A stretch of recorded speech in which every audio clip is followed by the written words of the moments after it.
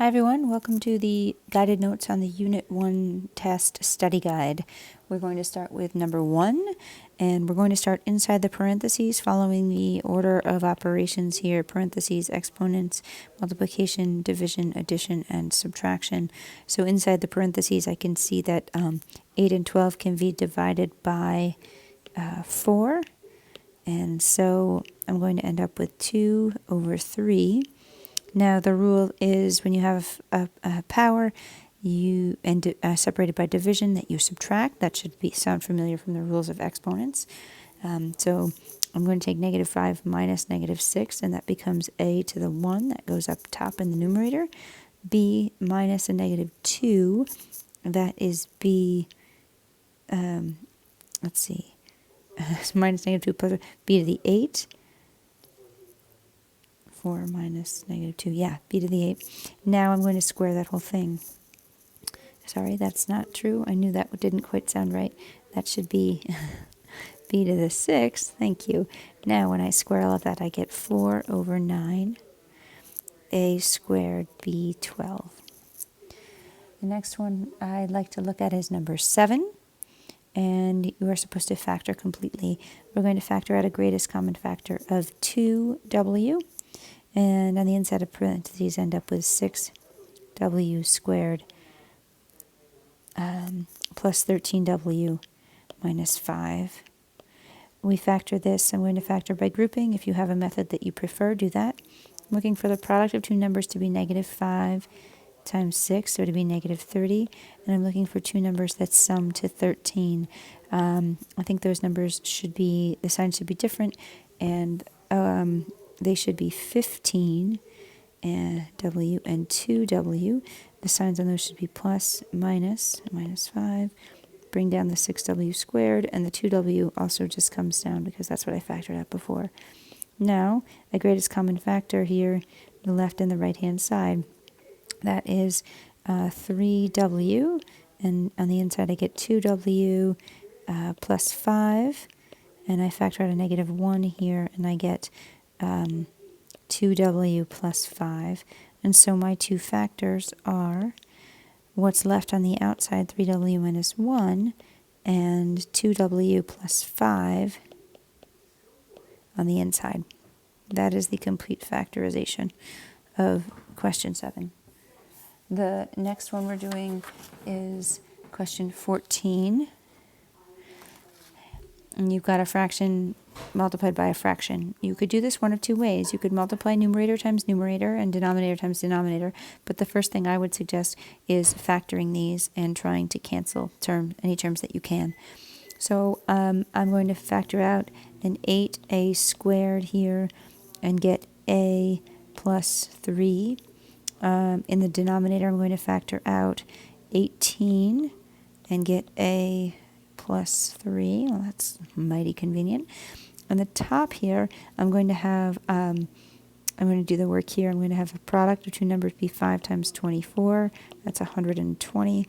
And the sum of those two numbers be 43. If you're not sure how to factor that, you can type into y1 120 divided by x, and it'll give you a list of, then you go into the table, and in the table it'll give you a list of all of those factors. However, I believe that those numbers are, let's see, 43, 40, and 3, because they have to add to 43. So I'm going to do this as 5a squared plus 40a plus 3a plus 24, and factor that by grouping. I'm going to get a 5a outside, and on the inside a plus 8, and then over here 3, and get an a plus 8. And so what I end up with is parentheses, this will just be over the denominator. I would get 5a plus 8 and plus 3. 5a plus 3 and a plus 8. Then in the denominator, I can factor out a 2a and get 5a plus 3. Well, that's nice. 5a plus 3's cancel here. A plus 3 and a plus 3 cancel here. So it looks like I've got 8a squared over 18 times 2a, and then an a plus 8 left. Simplify that one step further, and it looks like you can divide by, let's see, 36 and 4. So you can divide by 4 and get an a. So you can get a 2 here times a plus 8. And then in the bottom, if you divide by 4, 36 divided by 4 is 9. Okay, the next problem that I would like to focus on is 22. And that involves adding and subtracting radicals with radicals. So we need to break these down. Negative 4 times square root of 9 times square root of 3 plus 6 times square root of, let's go with 5 times square root of 9 minus square root of 25 times square root of 3. So you get negative 4 times 3 square roots of 3 plus 6 times 3 would be 18 square roots of 5 minus 5 square roots of 3. That looks like negative 12 square roots of 3 plus 18 square roots of 5 minus 5 square roots of 3. I'm looking at negative 17 square roots of 3 plus 18 square roots of 5. The next problem is 27. We have to rationalize the denominator by multiplying by the conjugate of that, so that would be 5 minus the square root of 3. This is a FOIL and distribution problem with the idea that if I multiply by the opposite in the denominator, there will be no middle term. So I'm looking at 10, if I distribute, minus 2 square roots of 3 plus 5 square roots of 3 minus the square root of 9, which of course is minus 3. Okay, divide that by 25. Middle terms cancel of plus 5 root 3 minus 5 root 3, and I'm going to be minus the square root of 9. And I end up with, let's see, 10 minus 3, that would be 7. And plus 3 square roots of 3 divided by 25 minus 3 divided by 22. Okay, the next problem is number 32, where we review this eye chart that we talked about earlier in the year, where I to the 0 is 1, remembering that I, of course, is equal to the square root of negative 1.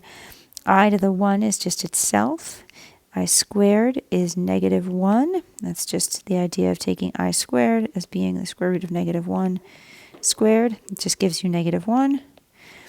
And then I cubed is negative I. We go around the circle in this pattern. So if I want I to the 52, well, if I take 52 and I divide it by 4, that's 13. If you remember how I'm trying to get here to I to the, this could be I to the 2 times I to the 2 times, I to the 13. Actually, no, that's not true. Let's just go back and do this a different way. One way is that you could count around 52 times. Another way, which is fine, 1, 2, 3, this would be 4, 5, 6, 7, 8, 9, 10. Just keep counting around the circle until you count to 52. But there's probably an easier way to do this. So if we take I to the 4 13 times, that's what I was trying to get at before, isn't I to the 4 the same thing as I to the 0? So isn't that just 1 raised to the 13? And that answer is just 1. Okay, the next problem I'd like to look at is 37. It's reminiscent of problem 27, except instead of a complex number with a radical sign, we're looking at complex conjugates here with I. So I want to multiply by negative I minus I. That'll cancel the middle terms. And what I do at the bottom, I have to do at the top. So I'm looking at 56 plus 7I minus 32I And I'm just going to stay with plus 4i squared for now. We'll simplify that in the next step. If I do the same thing on the bottom, what I'm looking at is 64. The 8i's will cancel, minus 8i plus 8i. And then I times negative I is negative I squared. So I'm looking at 56 plus 7 minus 32. That's minus 25i.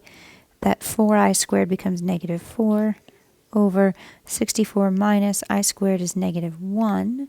And so that's going to be over 65. So what I'm looking at is 52 minus 25i over 65. Okay. Turning the page, the next question that I would like to look at is 42.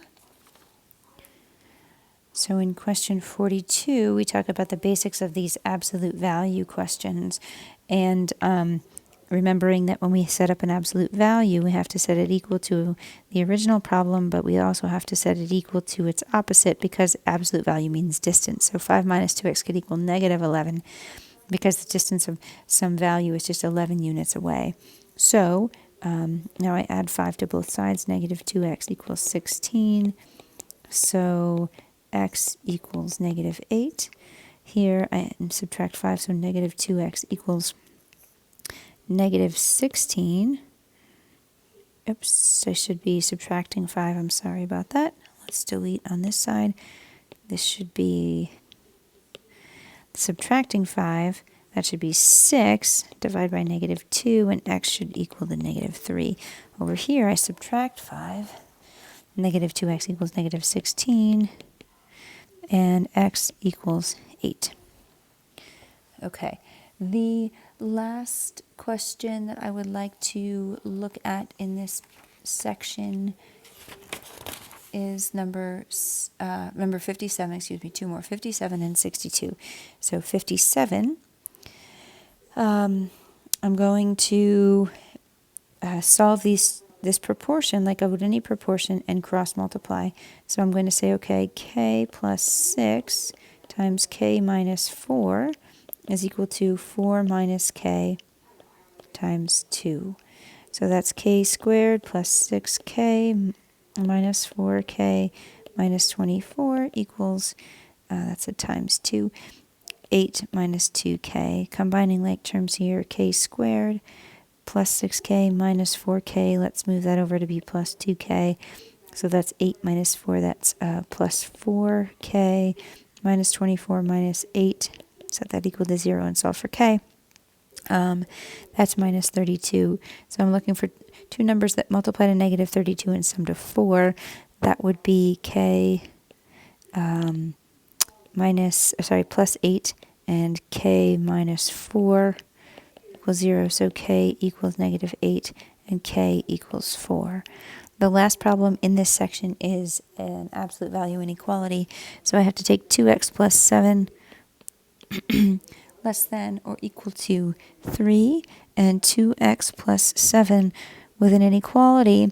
I not only set the equation equal to its negative, but I change the direction of the inequality and then solve.